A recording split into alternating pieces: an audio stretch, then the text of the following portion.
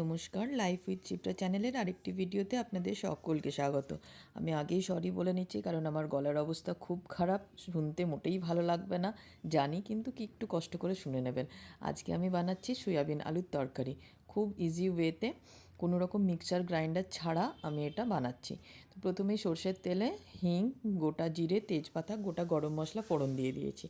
তারপর দিয়ে দিয়েছি পেঁয়াজ, একটু মোটা মোটা করে পেঁয়াজ কুচি করে নিয়েছিলাম, আর দিয়েছি 6-7 কোয়া রসুন, গোটা রসুনের টুকরোই আমি এখানে দিয়েছি। তারপর একটু ভালো করে ভেজে নিয়ে, মানে একদম বাদামি করার দরকার নেই, হালকা একটু লালচে লালচে কালার আসলেই দিয়ে দেবো টমেটো। টমেটোটাও বেশ বড় বড় করেই কেটেছি, আর টমেটো দিলেই তো জানেন নুন আর হলুদটা দিতেই হয়।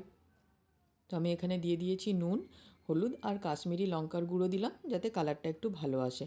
ব্যাস, এরপর এই মশলাটাকে একটু ভালো করে কষতে হবে, মানে 2-3 মিনিট জাস্ট একটু নাড়াচাড়া করে তার মধ্যে একটুখানি জল দিতে হবে। মানে আমি ধরুন 2-3 টেবিল চামচের মতো জল দিয়েছি।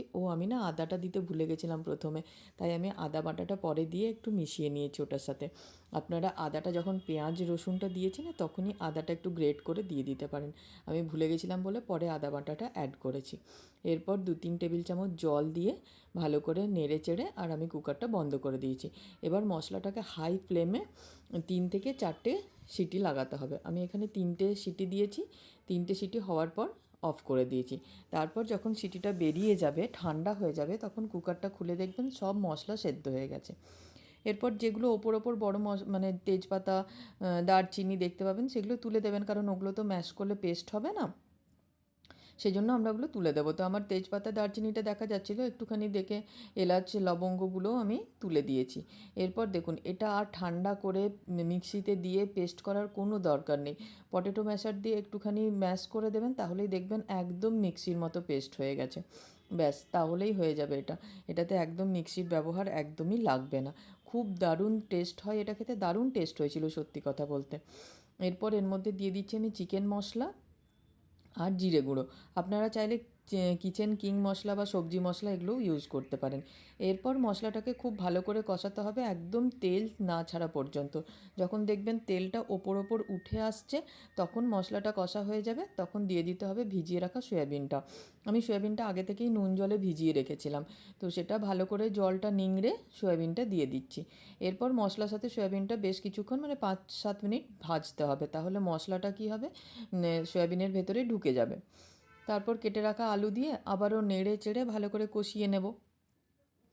এই রান্নাটা, আলু সয়াবিনের রান্নাটা এইভাবে একবার করে দেখবেন, অসাধারণ টেস্ট হয়, ভীষণ সুন্দর টেস্ট হয়। তো ভালো করে যখন নেড়ে চেড়ে কষানো হয়ে যাবে আলু সয়াবিনটা, তখন আমি দিয়ে দেবো তার মধ্যে জল। এখানে আমি 1 গ্লাসের মতো জল ইউজ করেছি, হ্যাঁ, এক বড় গ্লাসে 1 গ্লাস জল ইউজ করেছি। এরপর জলের সাথে মশলা, আলু, সয়াবিন সব ভালো করে মিশিয়ে নিয়ে দিয়ে দেবো ওপর থেকে কসুরি মেথি আর গরম মশলা দিয়ে, আর আমি দিচ্ছি 2টো কাঁচা লঙ্কা।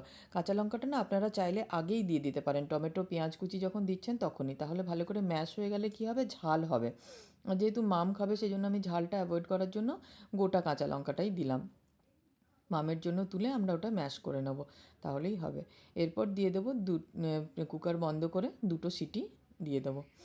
আমি বেশ কিছুদিন ভিডিও দিতে পারিনি, কারণ আমার শরীরটা বেশ খারাপ চলছে এখন। মাঝে মধ্যে যদি কখনো পারি এরকমভাবে রান্না করতে, তাহলে দেব। তো কি হয়েছে না হয়েছে আমি আপনাদের বলবো সবই পরে। তো বেশ শরীরটা খারাপ বলেই আমি আজকাল দিতে পারছি না। দেখুন, 2টো সিটি হয়ে গেছে, সয়াবিনের তরকারিও আমার একদম রেডি হয়ে গেছে। এরপর নামিয়ে এটা আমি সার্ভ করব, মানে আমার আর মেয়ের জন্য এখন। তো আমি নিয়ে নিয়েছি এখানে সয়াবিনের তরকারিটা, ঘি দেওয়া রুটি আর দই। আজকে আমাদের লাঞ্চের মেনুতে এটাই ছিল। ব্যাস, ভীষণ সুন্দর খেতে হয়েছিল, ভীষণ সুন্দর। আপনারা নিজেরা বানিয়ে এইভাবে দেখবেন, খুব ভালো টেস্ট হয়। আপনাদের যদি আমার ভিডিওটা ভালো লেগে থাকে, তাহলে অবশ্যই একটা লাইক, কমেন্ট, শেয়ার আর সাবস্ক্রাইব করতে